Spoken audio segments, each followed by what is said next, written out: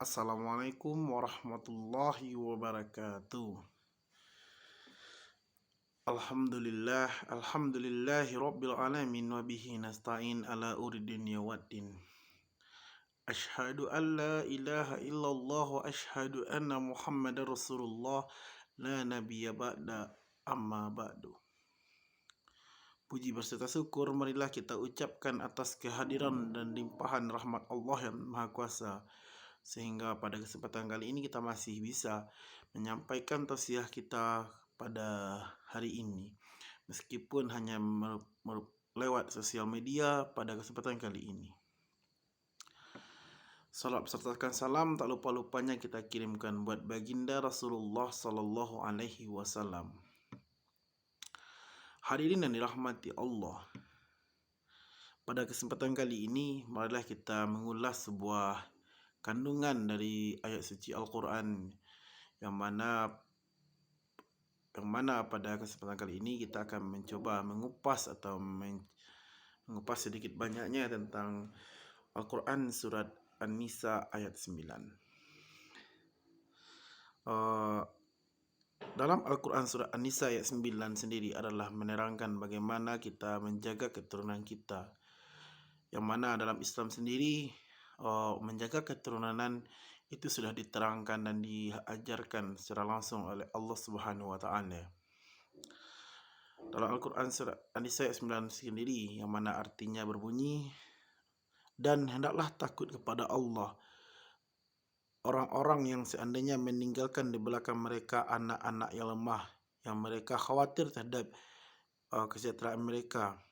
Oleh sebab itu hendaklah mereka bertakwa kepada Allah dan hendaklah mereka mengucapkan perkataan yang baik. Menurut guru besar agama Islam, Profesor Dr. K. Haji Didin Yusnuddin, lemah yang dimaksud dalam ayat ini menyangkut beberapa hal gitu. Yang utama adalah jangan sampai kita meninggalkan generasi penerus yang lemah dalam bidang akidah, ibadah, ilmu dan ekonomi gitu. Pertama kita tengok, jangan sampai kita meninggalkan anak yang lemah atau generasi penerus yang lemah akidah atau imannya gitu. Akidah atau iman ini adalah suatu pondasi titik awal dari sebuah tonggak berdirinya keyakinan dalam kita.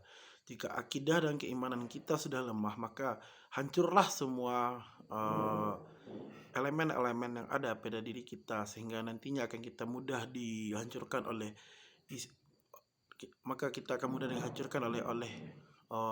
berbagai hal gitu.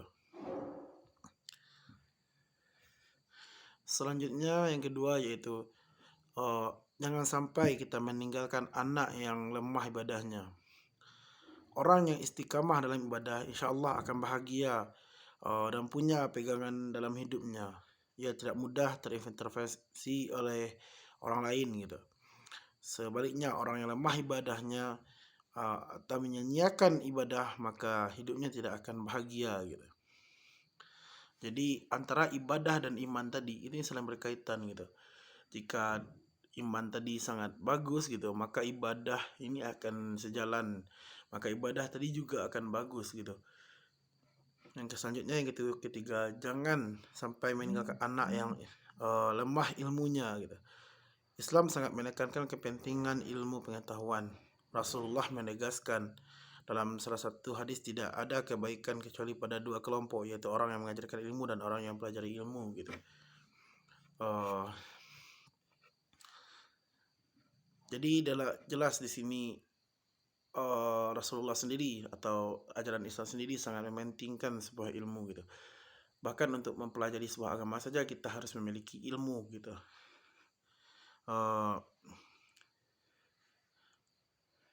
Saat kita mempelajari ilmu, tentu kita akan memiliki guru gitu.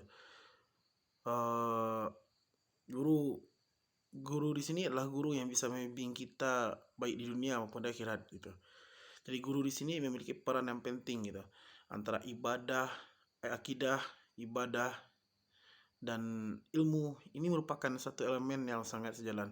Tak akan mungkin kita melaksanakan ibadah tanpa sebuah ilmu gitu. Sebagai contoh, saat kita melaksanakan ibadah, bagaimana kita mengetahui rukun-rukun dari sebuah ibadah kalau jika tidak menggunakan ilmu seperti salat saja gitu. Kita tidak akan mengetahui bagaimana gerakan-gerakan salat, tata cara salat, rukun salat kalau kita tidak memiliki sebuah ilmu tentang ilmu salat gitu. Selanjutnya yaitu jangan meninggalkan generasi-generasi yang lemah ekonominya gitu. Orang orang tua perlu menyiapkan generasi yang kuat secara ekonomi gitu, agar hidup anaknya nanti tidak menjadi beban bagi orang lain gitu. Didin tadi berkata, atau Profesor Kajian Keislaman tadi berkata, sebuah hadis yang menceritakan tentang lelaki yang punya seorang anak perempuan. Karena sangat bersemangat bersedekah, ia berniat menyedekahkan 100% hartanya, tapi Nabi melarangnya. Lalu berniat menyedekahkan 50% hartanya, itu pun masih dilarang Nabi gitu. Akhirnya ketika dia berniat menyedekahkan sepertiga hartanya, barulah Nabi menerima gitu. Hal ini pun masih akhirnya dengan demikian orang tua tadi tidak meninggalkan dengan harta tadi. Nabi bermaksud agar orang tua tadi atau wanita tadi tidak meninggalkan generasi di belakang beliau, generasi-generasi yang lemah dalam bidang ekonomi gitu. Jangan karena kita gila bersedekah atau gila dengan ilmu agama sampai-sampai kita meninggalkan generasi kita di belakang kita adalah generasi-generasi lemah gitu dari sebuah harta.